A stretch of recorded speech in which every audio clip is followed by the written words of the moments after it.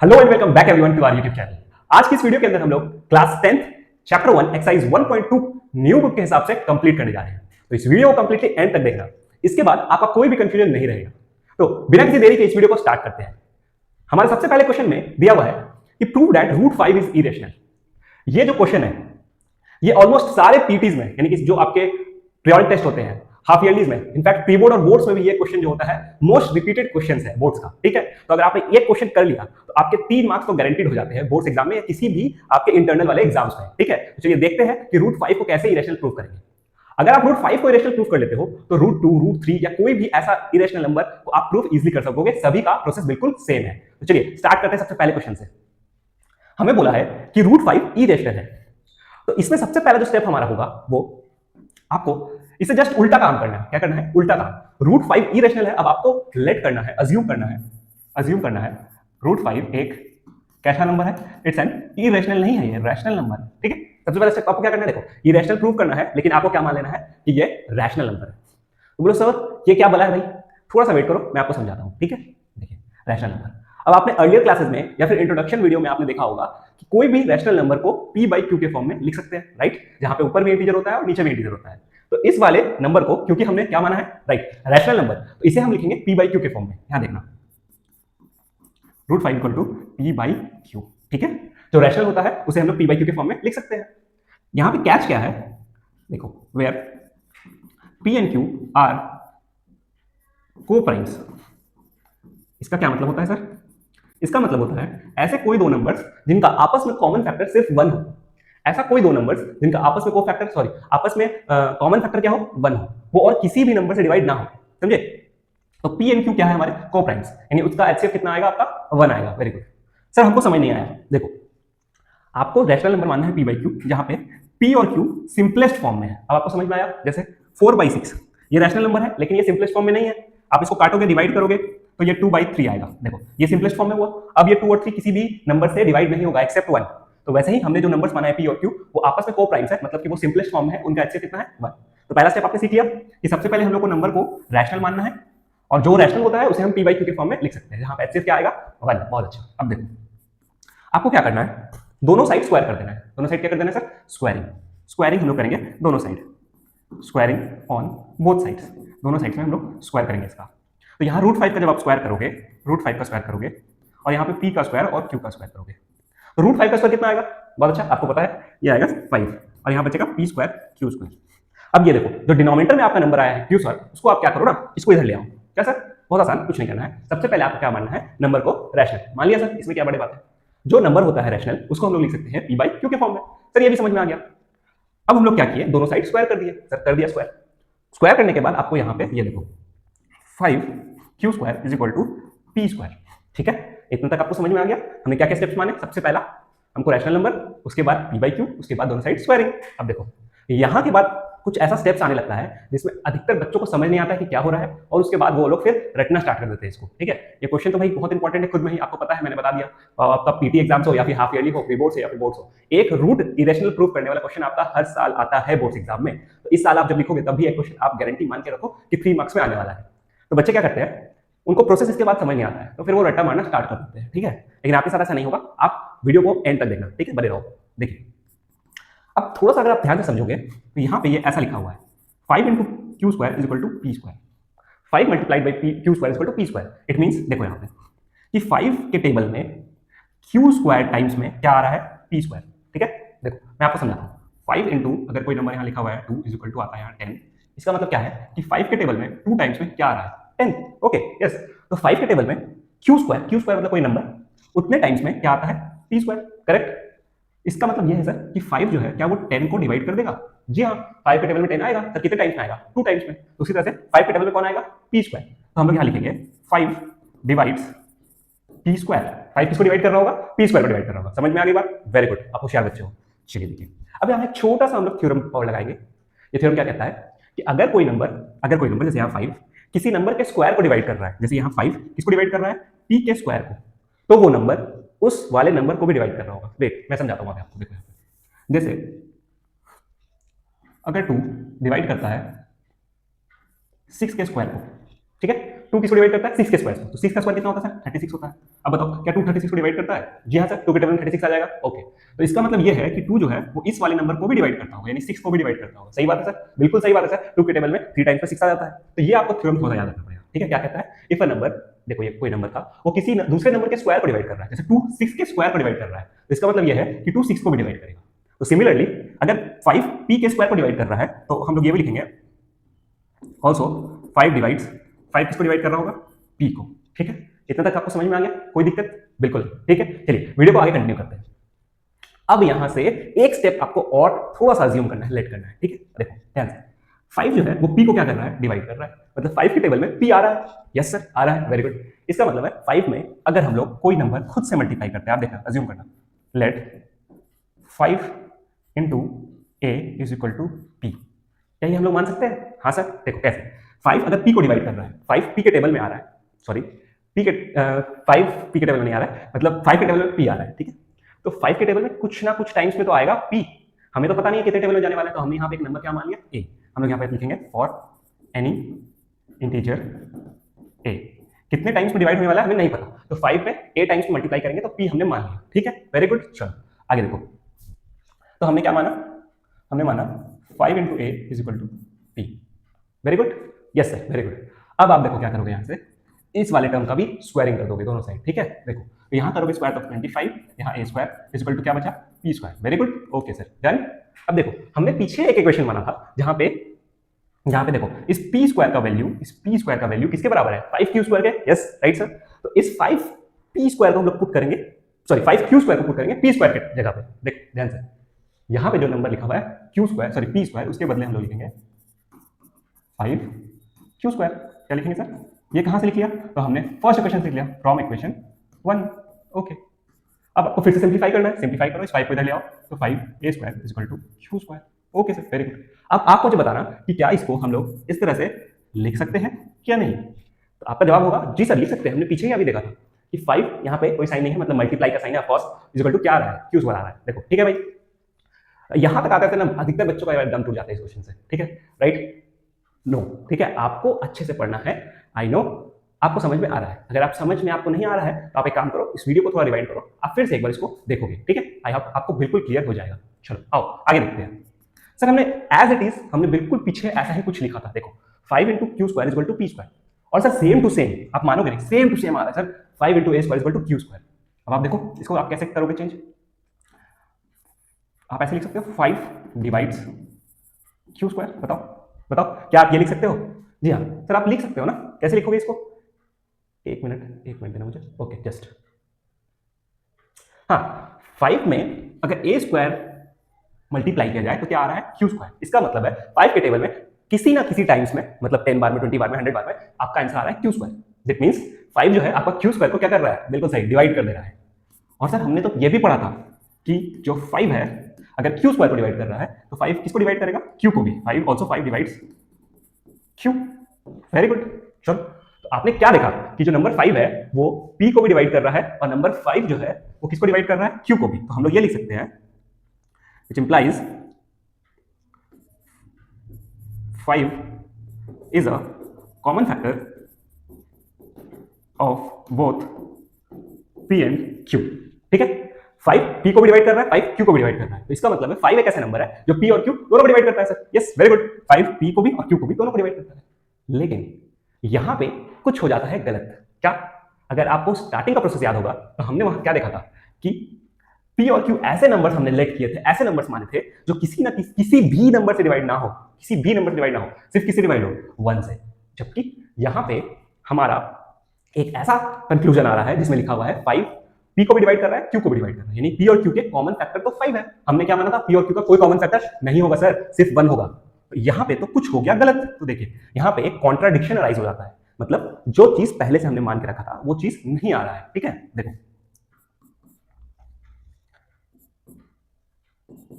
This contradicts our assumption means हमने जो माना था उस चीज को ये कॉन्ट्राडिक्ट कर रहा है। कॉन्ट्राडिक्ट मतलब जस्ट उससे अपोजिट बात कह रहा है। हमने माना था p और q को कोई भी नंबर डिवाइड नहीं करेगा, जबकि हमारा सॉल्यूशन क्या आ रहा है, p और q दोनों को डिवाइड कर रहा है नंबर 5, ठीक। तो इसका मतलब ये है इसका मतलब ये है कि हमने जो स्टार्टिंग में माना था कि पी और क्यू नंबर्स किसी से भी डिवाइड नहीं होंगे एक्सेप्ट वन, वो क्या था? गलत था। तो हम लोग क्या लिखेंगे? देखो, therefore our assumption was wrong। हमने जो माना ही था, हमने जो स्टार्ट किया था, हमने जो बिल्डिंग का बेस बनाया था, ठीक है, वो बेस ही गलत था। समझे बात को? अब बेस गलत हो गया तो ऊपर वाले जितने भी फ्लोर्स रहेंगे वो तो गिरेंगे ही। बेस तो गिर गया है, बेस गिर गया है, इसका मतलब स्टार्टिंग में जो हमने माना था कि पी और क्यू दोनों के एचसीएफ कितना होगा? 1 होगा। इसका मतलब पी और क्यू और किसी से नहीं कटेगा, ये स्टेटमेंट ही गलत था। अगर ये स्टेटमेंट ही गलत था तो हमारा ये कहना भी गलत था कि √5 को पी और क्यू के फॉर्म में लिख सकते हैं। अगर ये गलत था तो हमारा ये भी एजम्पशन गलत था कि √5 क्या है? रैशनल। अब √5 रैशनल नहीं है, ये हमारा आया है। इसका मतलब क्या हो जाता है? इसका मतलब ये हो जाता है कि जो √5 है वो क्या है? रैशनल तो बचा नहीं सर। अब रैशनल का भाई कौन है बताओ? इरेशनल है सर। रैशनल तो गलत हो गया ना, हमने मान के चला था कि रैशनल है, तो ऐसे एजम्पशन हमारा गलत हो गया। तो जस्ट इसका उल्टा केस जो बच गया, हमने माना कि √5 रैशनल है, वो गलत हो गया। अब बचा क्या? √5 इरेशनल है। क्लियर? तो जिस तरह से हमने √5 को प्रूफ किया है, √2 हो, √3 हो, √7 हो, √8 हो, √11 हो, कोई भी नॉन परफेक्ट स्क्वायर का रूट आ गया तो उसको आप इसी तरह से इरेशनल प्रूफ करोगे। चलिए नेक्स्ट क्वेश्चन में हम लोग बढ़ते हैं। अगर वीडियो अच्छा लगा हो तो वीडियो को लाइक कर देना और चैनल को सब्सक्राइब तो जरूर से कर देना, क्योंकि इस चैनल में आपको मोस्ट इंपॉर्टेंट क्वेश्चंस और जितने भी सॉल्यूशंस वगैरह है उसको प्रोवाइड किया जाएगा। ओके, हमारा नेक्स्ट क्वेश्चन क्या कहता है? Prove that 3 + 2√5 is irrational. ये क्वेश्चन काफी इजी है पिछले वाले क्वेश्चन के कंपैरिजन में, ठीक है। और जनरली आपके एग्जाम में जब ये क्वेश्चन आता है तो 2 मार्क्स का आता है। जो हमारा पिछला क्वेश्चन था √5, √2 या √3, अगर जब क्वेश्चन इस फ्रेम में करेगा तो वो 3 मार्क्स का आपके एग्जाम में आने वाला है, ठीक है, बोर्ड्स में। लेकिन अभी कैसे आएगा भैया? अभी आने वाला है आपका ये क्वेश्चन 2 मार्क्स का। इसमें क्या है सर अलग जो 2 मार्क्स का आने वाला है? तो देखो क्या अलग है। आप देखो यहाँ पे पूरा 2 टर्म में आपको इरेशनल प्रूफ करना है, यानी 3 + 2√5 को क्या करना है? इरेशनल। तो जब भी आपके पास इरेशनल प्रूफ करने आए तो आपको पता है ना कि क्या करना है? पहला स्टेप में आपको उसका उल्टा लेट कर लेना है। मतलब लेट कर लो, चलो लेट कर लो, मान लेते हैं। क्या मानेंगे सर? मानेंगे 3 + √5 रैशनल है, इज अ रैशनल नंबर। कैसा नंबर है?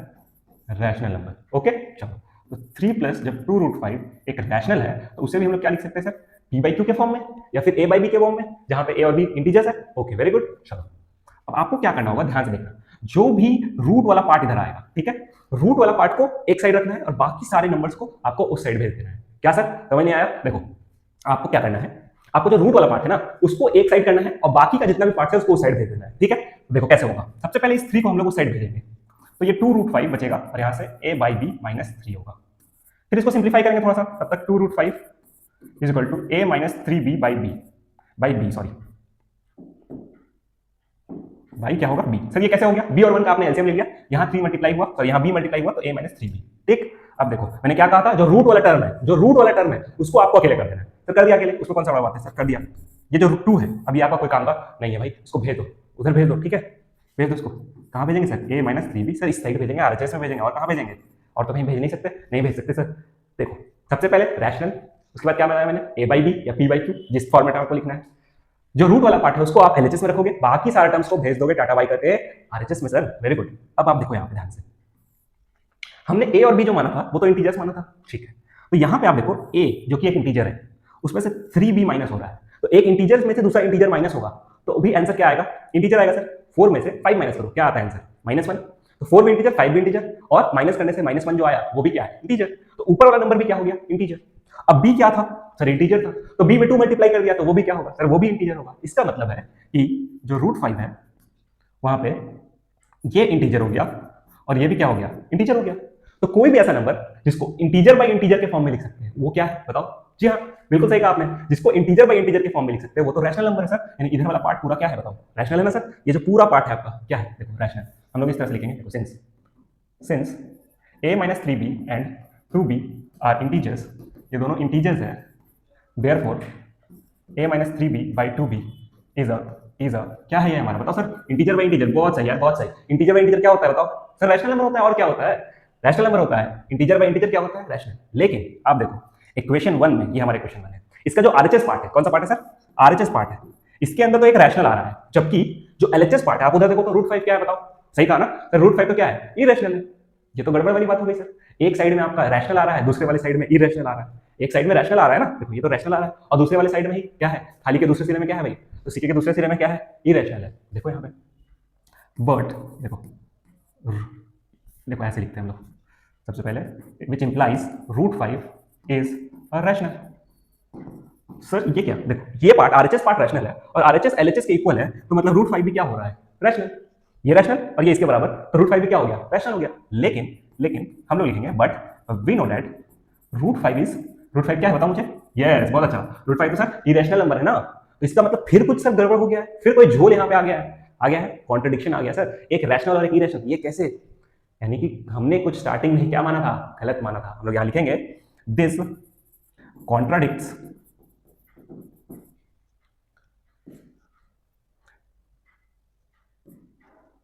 थोड़ा सा इसको हम लोग चेंज करके लिखते हैं, चलो थोड़ा सा चेंज कर देते हैं, ठीक है। हम लोग यहाँ से लिख देते हैं, सो हम लोग कह सकते हैं आवर एजम्पशन, हमारा एजम्पशन जो है वो क्या था, वॉज रॉन्ग। हमने जो माना था स्टार्टिंग में कि 3 + 2 √5 ओके रैशनल है, वो हमने गलत माना था सर। ओके, जब हमने गलत माना था तो हम लोग क्या कह सकते हैं, 3 प्लस हम लोग क्या कह सकते हैं, वेरी गुड, 3 + 2 √5 ये क्या है, इरेशनल नंबर ही है। क्या आपको समझ में आ गया, वेरी गुड, इजी है। हाँ सर बहुत इजी है, पिछले वाले के कंपेरिजन में तो बहुत इजी है ना। हाँ, अभी तो ये 2 मार्क्स में आता है और पीछे वाले क्वेश्चन 3 मार्क्स में आपका देता है, ठीक है, देख लो आप, सेकंड टाइप ये है, ठीक है। अब चलिए इस एक्सरसाइज के सबसे लास्ट क्वेश्चन में हम लोग जाते हैं। 3 ऐसे क्वेश्चन आपके इस एक्सरसाइज में आते हैं, तो आप सिर्फ 3 क्वेश्चन के भरोसे में नहीं रहोगे, आप किसी भी साइड बुक को फॉलो करोगे और वहां से काफी क्वेश्चन प्रैक्टिस कर लोगे, ठीक है, तब आपका कॉन्सेप्ट अच्छे से बैठ जाएगा। चलिए देखिए हमारे लास्ट क्वेश्चन में आते हैं। लास्ट क्वेश्चन में भी 3 पार्ट में बटा हुआ है, 1/√2 को, उसके बाद हमारा 7√5 को और 6 + √2 को प्रूव करना है। तो देखो सबसे पहले जो लास्ट वाला है वहां थोड़ा सा ध्यान से देखोगे तो लिखा हुआ है 6 + √2, तो ये आपका सेम टू सेम उसी नंबर से होगा जैसा अभी हमने किया था, देखो ठीक है। एक आपका देखो एक पार्ट इरेशनल है और उसके बगल में कोई नंबर दिया हुआ है, तो आप सेम वैसे ही करोगे। अभी फिलहाल हम लोग आते हैं पहले वाले पार्ट में। पहला पार्ट कैसे सॉल्व करोगे आप देखो, यहाँ पे मैंने क्या माना था बताओ, let 1/√2 is a rational. Sir क्या मान लिया कि 1/√2, पहला स्टेप ही यही है। आप कुछ भी बनाओ, कुछ भी √3 4 तो नहीं, √2 3 5 7 कुछ भी करो, फर्स्ट स्टेप आपको यही मानना है कि वो नंबर क्या है भैया, रैशनल। इरेशनल प्रूव करना है, नंबर क्या मानोगे, रैशनल। अब बताओ सेकंड स्टेप, वेरी गुड, आपको पता चल गया। जो रैशनल है उसको हम लोग कैसे लिख सकते हैं, p/q के फॉर्म में, या फिर a/b जैसे लिखना है आप लिख सकते हो, कोई दिक्कत नहीं है। चलिए ठीक है, अब यहाँ पे क्या करोगे आप, थोड़ा सा देखना ट्विस्ट है हल्का, चलो देखते हैं यहाँ पे। देखो हमने यहां कर दिया रेसिप्रोकल, सर दोनों साइड को उल्टा कर दिया। यहां 1/√2 था तो इसे उल्टा करके क्या कर दिया, √2/1। वहां p/q था तो इसको रिवर्स करके या रेसिप्रोकल करके हमने क्या कर दिया, q/p। अब आप मुझे सोच के बताओ कि p/q क्या था। सर p/q तो रैशनल नंबर था, इंटीजर बाय इंटीजर, वो रैशनल है। तो q/p अभी भी क्या होगा, सर ये तो अभी भी रैशनल नंबर होगा। जी हाँ, ऊपर भी इंटीजर और नीचे भी इंटीजर, तो यहां पर हम लिख सकते हैं since p/q is rational therefore, since का यहाँ साइन लगाना है मुझे, देखो सिंस का साइन ये होता है, ठीक है, सिंस का साइन, इसे सिंस का साइन कहते हैं। Therefore which implies p/q is also rational. अगर p/q रैशनल है तो q/p रेसिप्रोकल करने से भी नंबर क्या रहने वाला है, रैशनल। लेकिन आप यहां जरा देखो तो ये इक्वेशन में इधर वाला पार्ट रैशनल है, लेकिन ये जो √2 है, √2 आपको पता है क्या है, इरेशनल, ठीक है। बट √2 क्या है भाई, √2, अच्छा ऐसे नहीं लिखेंगे, थोड़ा सा चेंज करेंगे, देखो व्हिच इंप्लाइज करके लिख लेते हैं, which implies √2 is also rational. √2 इधर रैशनल है, देखो इधर रैशनल है और ये √2 के बराबर है, तो √2 भी क्या हुआ, रैशनल हो गया। अब हम लोग यहां पे लिखेंगे this contradicts the fact that √2 is irrational. ये कॉन्ट्राडिक्ट करता है इस बात को, ये जो स्टेटमेंट है √2 एक रैशनल है, ये तो कॉन्ट्राडिक्ट कर रहा है, कॉन्ट्राडिक्ट मतलब गलत साबित कर रहा है इस बात को कि √2 क्या है, इरेशनल। हमें तो पता है ना सर √2 क्या है, इरेशनल, वेरी गुड, लेकिन हमारा एक स्टेटमेंट आ रहा है √2 क्या है, रैशनल। तो ये स्टेटमेंट इस वाले स्टेटमेंट को गलत साबित कर रहा है, यानी ये हमारा जो असम्पशन था स्टार्टिंग में जब हमने स्टेटमेंट ही माना था वो क्या था, फॉल्स। ये तो हम लिखेंगे this contradiction arises due to our wrong assumption. हमने माना ही गलत था सर, हमारी बुनियाद ही गलत थी, ठीक है, बेस गलत था, ठीक है, फर्स्ट फ्लोर गलत है, बेस फ्लोर गलत है, तो ऊपर वाला सब चीज तो ढह जाएगा ना, नीचे ही सत्यानाश खलास हो गया, ठीक है। इसलिए अगर आपने 10th भी ढंग से नहीं पढ़ी तो भाई आगे के जो फ्लोर्स रहेंगे 11 12 वो भी आपका वही हो जाने वाला है। अभी अच्छे से पढ़ना ईच एंड एवरी चैप्टर, हर एक कॉन्सेप्ट को, ठीक है। आपको सिर्फ मार्क्स पे फोकस नहीं करना है, देखो सिर्फ मार्क्स पे फोकस करोगे तो वो बहुत ईजी है। क्लास 10 का सिलेबस किसी से भी बोलो बहुत प्रेडिक्टेबल होता है, कोई भी आपको बता देगा, लेकिन सिर्फ मार्क्स के लिए आपको पढ़ाई नहीं करना है, आपको पढ़ाई बहुत अच्छे से करना है, मन लगा करना है, मार्क्स तो आने ही वाले हैं आपके। चलो देखो this contradicts arises due to our wrong assumption, हमने जो माना था वही क्या था, गलत था। इसका मतलब यह है कि 1/√2 इज इरेशनल। हमने माना था रैशनल, वो गलत था, इसका मतलब क्या बचा, 1/√2 क्या है, रैशनल। चलो नेक्स्ट क्वेश्चन देखो, 7√5 को रैशनल प्रूव करना है, 7√5 को इरेशनल प्रूव करना है, ठीक है ना। बहुत सिंपल, क्या मानेंगे सबसे पहले, लेट इट इज रैशनल। मान लिया कि ये क्या है, रैशनल है सर, और क्या। इतना तक तो हम लोग सीख चुके हैं ना सर, जो भी क्वेश्चन में आपका दिया हुआ है उसको हम लोग क्या मान लेंगे सर, रैशनल मान लेंगे। रैशनल मान लिया, तो जिस चीज को आप बताओ हम लोग रैशनल मानते हैं उसको किस फॉर्म में लिखेंगे सर, उसको हम लोग लिखेंगे ए बाई बी के फॉर्म में या पी बाई क्यू के फॉर्म में। यार आप होशियार हो, वेरी गुड। अब आप देखो ध्यान से, यहाँ पे मैंने क्या बताया था, जब भी रूट के अलावा कोई टर्म आएगा, जैसे रूट के अलावा यहाँ पे एक नंबर आ गया 7, वो प्लस में हो माइनस में डिवाइड में हो इंटू में कोई मतलब नहीं है। जैसे देखो यहाँ पे एक रूट का टर्म है √2, उसके प्लस में 6 है, ठीक है, तो ये भी सेम तरह से बनेगा, प्लस में आ गया माइनस में आ गया, एक रूट का पार्ट और एक कोई नंबर, ठीक है। तो आपको क्या कर लेना है, ये जो नंबर है उसको आप भेजोगे आरएचएस में, टाटा बाई बाई करके भेज दो आरएचएस में, और बचाओ एलएचएस में सिर्फ रूट वाला टर्म। देखो ये कैसे बचेगा, बाई ये डिवाइड में आएगा, आएगा ना सर, 7 मल्टीप्लाई में था, उधर आएगा बी में डिवाइड में। अब आप बताओ मुझे सोच के कि ए और बी हमने क्या माना था सर, इंटीजर माना था, ए और बी क्या माना था, इंटीजर। तो अब यहाँ पे ए तो है सर, लेकिन बी में क्या मल्टीप्लाई हो गया है, 7। तो किसी इंटीजर में अगर कोई नंबर मल्टीप्लाई हो रहा है तो वो अभी भी क्या है, इंटीजर। इसका मतलब ये अभी भी इंटीजर है, दिस इज इंटीजर, और ये भी इंटीजर है। तो इंटीजर बाई इंटीजर क्या होता है मुझे बताओ सर, रैशनल नंबर होता है। इसका मतलब हम लिखेंगे a by 7b is rational, a by 7b क्या है, रैशनल, क्योंकि a और b दोनों इंटीजर है, तो ऊपर भी इंटीजर और 7 मल्टीप्लाई हुआ है b में, तो अभी भी वो इंटीजर है। इसका मतलब ये भी है कि √5 भी क्या हो गया, √5 इज ऑल्सो रैशनल। क्या हो गया सर, रैशनल। अब आप मुझे बताओ कि √5 क्या होता है सर, √5 तो इरैशनल होता है। ये कैसी बकवास बातें कर रहे हैं सर, ये बोल रहा है √5 क्या है, रैशनल। आप मुझे बताओ √5 रैशनल है क्या, इरैशनल है सर, हाँ इरैशनल है। तो हम लोग क्या लिखेंगे, एकदम सेम स्टेटमेंट जो हमने यहाँ लिखा था, देखो एकदम same, this contradicts the fact that √5 is irrational. उसके बाद भी आप ये वाला लिखोगे और लास्ट में लिख दोगे। वेरी गुड, आप समझदार हो। चलो लास्ट क्वेश्चन कर लेते हैं इस एक्सरसाइज को जल्दी से, फिर टाटा बाय कर देते हैं, ठीक है। हमारा क्या बोल रहा है, देखो 6 + √2, अरे वाह कितना आसान क्वेश्चन है। देखो क्या करोगे, वेरी गुड, अब आप मुझे बताओगे। हाँ बिल्कुल सही कहा आपने, 6 + √2 को क्या लेंगे हम सबसे पहले, वेरी गुड, क्या ले लेंगे, रैशनल नंबर ले लेंगे सर, और क्या करेंगे उसका लेट करेंगे, और क्या करेंगे। अब मैंने क्या बताया था, जो रैशनल है उसको क्या लिखेंगे, very good, a by b या p बाई क्यू सर, और उसके आगे सर एलएचएस में रखेंगे रूट वाले टर्म को, और बाकी सारे टर्म को कर देंगे बाय बाय। तो इसको कर दोगे आप बाय बाय, उधर देखो a बाई बी -6। अब आप देखो एलसीएम जब लोगे तो b आएगा यहाँ पे, यहाँ ऑलरेडी b था तो ऊपर कुछ नहीं होगा चेंज, और वहां पे b मल्टीप्लाई होगा, देखो नीचे भी ऊपर भी, तो वहां हो जाएगा 6b। आई होप आपको समझ में आ रहा होगा, आ गया होगा ऑलरेडी, ठीक है। अब देखो यहाँ पे a और b ऑलरेडी क्या था, इंटीजर, ठीक है। तो ऊपर a इंटीजर है, a में से 6b माइनस हो रहा है, मतलब a भी इंटीजर b भी इंटीजर, इंटीजर में से इंटीजर माइनस होता है तो क्या होता है सर, इंटीजर होता है, ठीक है। सिंस हम लोग लिखेंगे since a - 6b and b are integers, देखो ये दोनों क्या है, इंटीजर्स, ऊपर भी इंटीजर और नीचे भी क्या है, इंटीजर। इसका मतलब है a - 6b by b is a कैसा नंबर सर, ये तो रैशनल नंबर होगा। ओके, जब ये बराबर है √2 के, तो √2 भी आपका क्या होगा, √2 इज ऑल्सो वेरी गुड, ये रैशनल नंबर। अब आपको पता है ना क्या करना है इसके बाद, देखो यही करना है सर, √2 आपका क्या आ गया, देखो √2 क्या आ गया आपका, √2 मैंने इरेशनल लिख दिया, √2 तो रैशनल आ गया ना सर, लेकिन हमें तो पता है ना √2 कैसा है बेचारा, √2 तो बेचारा इरेशनल है ना, इरेशनल है सर। तो हम लिखेंगे this contradicts the fact that √2 is irrational. ये इस बात को गलत साबित कर रहा है कि √2 इरेशनल है। बोल रहा है, क्या बोल रहा है √2 रैशनल है। बताओ कितनी गलत बात कर रहा है, जबकि हमें पता है √2 क्या है सर, इरेशनल है।